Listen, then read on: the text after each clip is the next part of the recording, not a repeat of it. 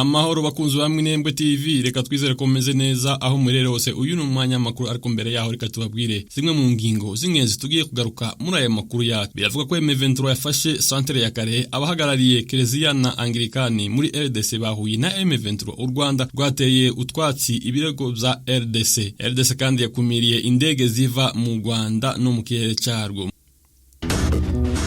Ikaze n'amakuru mwateguriwe kandi mugiye kugezwaho na Nkunda Yohana Dusere. Mu gitondo cyo kuri uyu wa 12 z'ukwezi kwa kabiri, abagwanyi ba M23 bazukiye mu mirwano n'ihuriro ry'ingabo za leta ya RDC bafata agace ka Ihusi kari mu ntera y'ibirometero 70 ugana mu mujyi wa Bukavu. Bivuga ko kandi M23 yamaze gufata centre ya Karehe yose iherereye muri territoire ya Karehe. Gusa Radio Okapi nayo ivuga ko imirwano yatangiye none mu nkengero za Ihusi muri territoire ya Karehe, kandi ivuga ko M23 yashatse guca hitwa Chofi. Ivuga ko Ihusi na Karehe bikiri mu maboko ya FARDC. Mu itangazo Minembwe TV ifitiye kopi yasohowe na General Pacifique Masunzu uyoboye 3e zone de défense, rivuga ko M23 ishikikiwe n'u Rwanda ikomeje kugaba ibitero ku bindiro bya FARDC tiyubahirize gahunda ya Rwanda ndetse n'iya Dar es Salaam iheruka. Yagize ati ni ku nshuro y'ikenda M23 igaba ibitero ku bindiro bya FARDC biri Ihusi, Karehe n'ahandi. Mbere bagiye basubizwayo na FARDC. Iri tangazo risoza risaba abaturage gukomeza kugira icyizere inzego z'umutekano. Gusa ibinyamakuru byegamiye kuri leta bivuga ko Karehe ikiri mu maboko y'ingabo za leta, ibitegamiye kuri leta byo bikavuga ko yamaze kugwa mu maboko ya M23. Reka amakuru yacu tuyakomereze mu mujyi wa Goma. Abahagarariye Kiliziya na Anglikani muri RDC bahuye na M23. Abahagarariye Kiliziya Gatolika n'itorero rya Anglikani muri Republika Demokarasi ya Kongo bahuriye mu mujyi wa Goma n'abahagarariye M23. Aba bashumba banyuze ku mpaka munini w'u Rwanda na RDC la Corniche kuri uyu wa 12 z'ukwezi kwa kabiri uyu mwaka turimo, ubwo bageraga Igoma bakiriwe n'abahagarariye M23 barimo umuvugizi wayo mu rwego rwa politike Lawrence Kanyuka. Bagiranye ibiganiro n'abahagarariye ihuriro AFC ririmo imitwe ya politike na M23 barimo umuyobozi wayo Colonel Nanga, vice gouverneur w'intara Kivu y'Amajyaruguru Manzi Wili, nabo bakorana mu rwego rwa gisirikare ba M23. Inama y'abepiskope Gatolike muri Republika Demokarasi ya Kongo Senkoni ya Anglikani SSC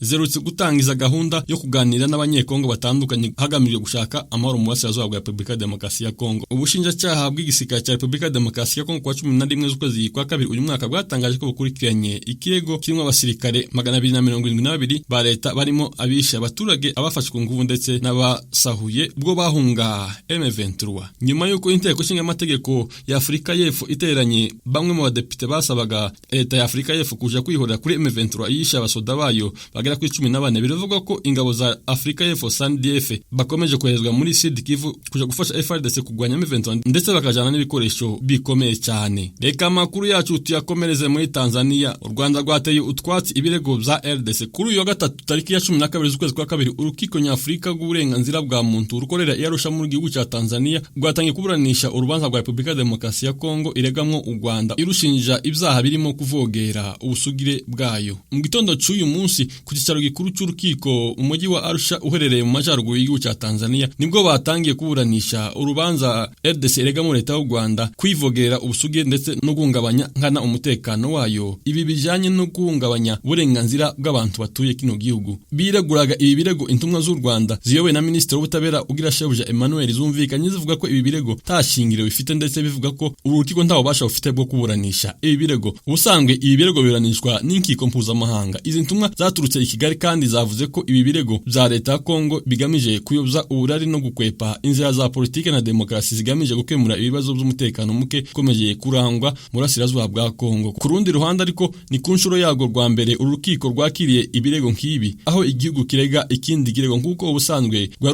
rwakira ibirego byazanwe n'abantu kubwabo. Dukomereza amakuru yacu muri Kinshasa. Republika Demokarasi ya Kongo yakiye indege ziva mu kirere cy'u Rwanda no ku butaka bwayo, isobanura ko ari ingamba z'umutekano. Urwego rwa RDC rushinzwe indege za gisivile rwagize ruti indege za gisivile cyangwa se za leta zanditse mu Rwanda cyangwa se ahandi ariko zikorera mu Rwanda zaciwe mu kirere no ku butaka bwa RDC kubera umutekano muke watewe n'intamba. Uru rwego rwafashe icyemezo mu gihe umubano w'ibihugu byombi ukomeje kuzamba bitewe n'imirwano ihanganishije ihuriro ry'ingabo za RDC n'umutwe witwaje intwaro wa M23 ugenzura mu mujyi wa Goma kuva ku itariki ya 27 z'ukwezi kwa mbere. Mu mwaka wa 2022 leta RDC yahagaritse amasezerano y'ubufatanye mu iterambere ry'ubukungu yari ifitanye n'u Rwanda, ihagarika ingendo ingendo za societe ya Rwandair zikorera muri RDC. Mbere icyemezo cyafashwe mu kwezi kw'icumi mu mwaka wa 2022 indege za Rwandair zavaga ku kigo mpuzamahanga cy'indege cya Goma zigaca i Lubumbashi zigaca na Njiri mpaka ni Kinshasa. Umuryango mpuzamahanga ushingiye ku ihame ryo kubana neza hagati y'ibihugu by'abaturanyi wasabye leta ya Kongo n'u Rwanda kuganira kugira ngo bashakire hamwe igisubizo kuri aya makimbirane. Uwakoze kubana natwe muri uyu mwanya makuru, gusa nimba utarakora subscribe uyikore, uzukora share na like na comment. Minembwe TV, kunda yana dushare.